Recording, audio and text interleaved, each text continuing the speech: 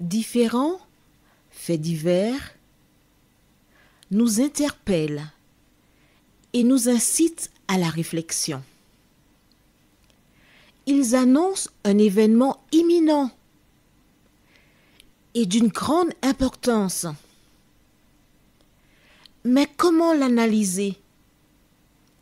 En écoutant Jean-Claude qui, à la lumière de la Bible, t'accompagnera et te permettra d'être prête, d'être prêt pour le retour de Jésus. Note que les éditions spéciales sont disponibles sur YouTube. Quelle est la réponse 2? Le 2, c'est le chiffre. Je te salue fraternellement en Jésus-Christ, le Sauveur du monde. C'est Jean-Claude qui partage avec toi cette nouvelle série qui s'intitule « Découvrir la vérité ». Marco et Jean-Claude, nous sommes fort heureux de te retrouver encore, car c'est toujours avec bonheur que nous nous agglutinons aux pieds du Créateur des cieux et de la terre. Aujourd'hui, nous verrons ensemble « Ils déchirèrent ». Juste avant, prions. Notre Seigneur et notre Dieu, grande est notre joie. Notre bonheur, oh, nous ne saurions, Seigneur, nous ne saurions d'aucune manière décrire ce que nous vivons. Car depuis que Jésus est entré dans nos cœurs, il nous a transformés. Que le Saint-Esprit, notre instructeur, nous conduise dans toute la vérité, nous t'en prions, au nom de Jésus pour ta gloire éternelle. Amen. Rappelle-toi, la dernière fois, voici l'intendant qui arrive et qui rencontre les fils de Jacob et il leur dit, mais comment avez-vous fait une chose pareille? Vous avez dérobé. Nous n'avons pas fait une chose pareille, pas du tout. Que celui sur lequel se trouve donc la fameuse coupe du maître soit mise à mort et nous serons tous des esclaves. Ah oui, nous prenons le pari, nous sommes certains, parce que la coupe n'est pas ici et nous n'avons rien dérobé. Combien de fois tu fais des déclarations? Combien de fois tu étais formel et tu découvres plus tard que tu t'étais trompé? La parole de Dieu nous enseigne que celui qui parle peu pêche peu. Aux Antilles, il existe un proverbe où l'on dit « Il vaut mieux passer ta langue 7 fois dans ta bouche avant de t'exprimer. » Car à partir du moment où tu ouvres tes lèvres, les paroles sont parties. On ne peut pas les récupérer ni les rattraper. Il est trop tard. L'intendant est sûr de son fait. Et comment? Eux, ils sont sûrs de leur fait. Et comment? Mais des deux, il y a un qui se trompe. Lisons donc dans le livre de Genèse, chapitre 44, versets 11 à 13. Aussitôt, chacun descendit son sac à terre et chacun ouvrit son sac.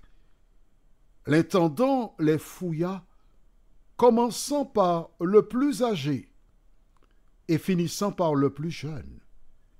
Et la coupe fut trouvée dans le sac de Benjamin.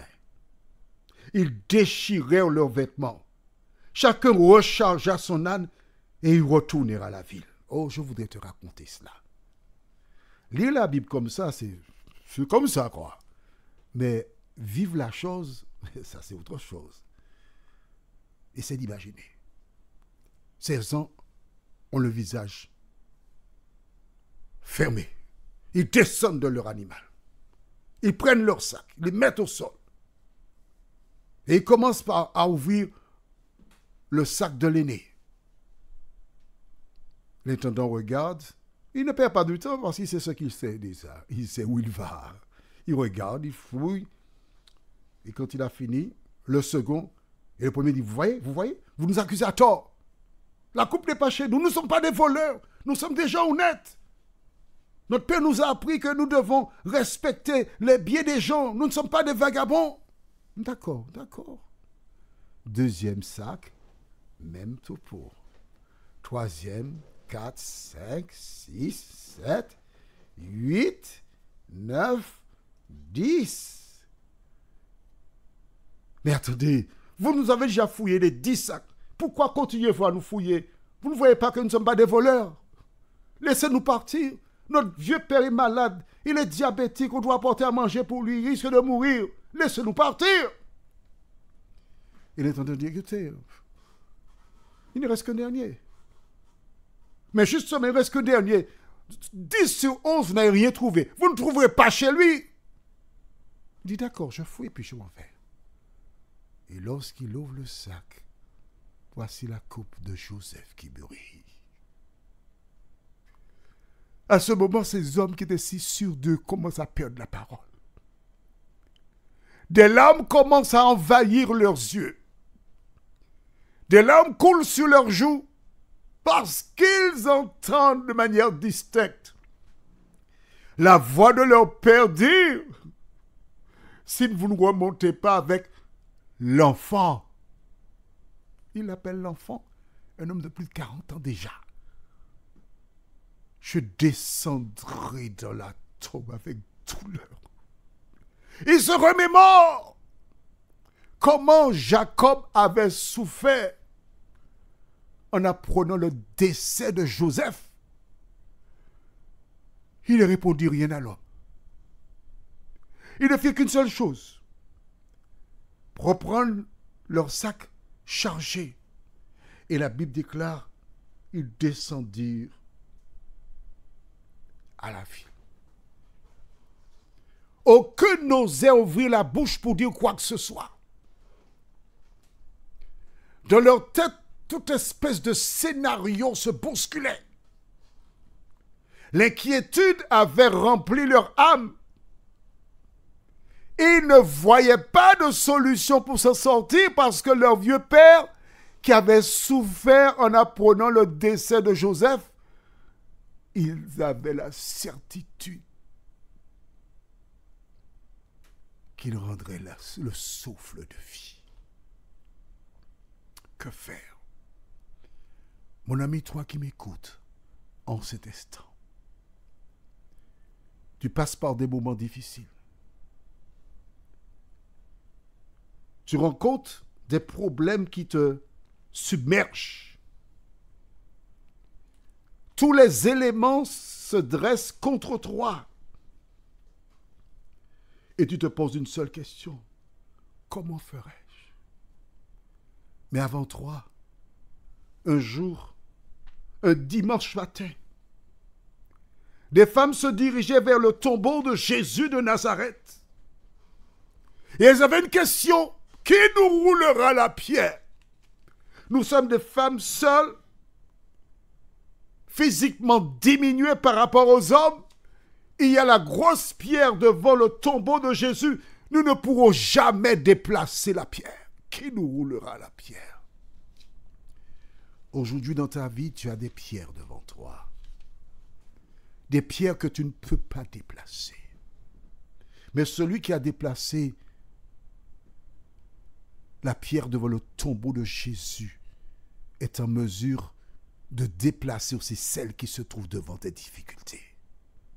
Si seulement tu crois, tu verras la gloire de Dieu. Face aux problèmes et aux difficultés, que dois-tu faire? Prenons la Bible au livre de Philippiens chapitre 4. Comme tu le sais, je ne suis pas un grand touriste de la Bible. Je n'aime pas lire beaucoup de versets lors des méditations. Mais je voudrais m'adresser à celles et ceux qui ont des problèmes là et qui pensent à la solution du diable qui, lorsqu'on se trouve esselé, isolé, le diable te dit, écoute, il ne te reste qu'une seule chose à faire, hein. Finis avec tout. Non. Je m'adresse à toi. Dans Philippiens chapitre 4, le verset 4 et suivant, la Bible déclare: réjouissez-vous toujours dans le Seigneur. Je le répète, réjouissez-vous. Que votre douceur soit connue de tous les hommes. Le Seigneur est proche. Ne vous inquiétez de rien. Mais en toute chose, faites connaître vos besoins à Dieu par des prières et des supplications avec des actions de grâce. Lorsque tu rencontres un problème, ne vous inquiétez de rien. Qu'est-ce que l'inquiétude peut t'apporter? Et au verset 7, une fois que tu as présenté la chose à Dieu, que dit-il? Et la paix de Dieu qui surpasse toute intelligence gardera vos cœurs et vos pensées en Jésus-Christ. Mon ami, voilà pourquoi j'aime la Bible. Parce qu'elle me donne tous les médicaments appropriés pour mon bien-être. Voudrais-tu prendre ces médicaments? Voudrais-tu essayer Jésus dans ta vie? De la même manière qu'il a transformé mon existence, il peut faire nettement mieux pour toi. Si tu le souhaites, prions. Notre Seigneur et notre Dieu, grande est ma joie, mon bonheur de te connaître. Merci pour le privilège d'avoir Jésus dans ma vie. Merci pour le bonheur de le connaître. Merci Seigneur parce que nous n'avons pas encore vu la suite de ce récit. Et j'invite toutes celles et ceux qui suivent cette série à ne pas me devancer afin que nous marchions de même pas.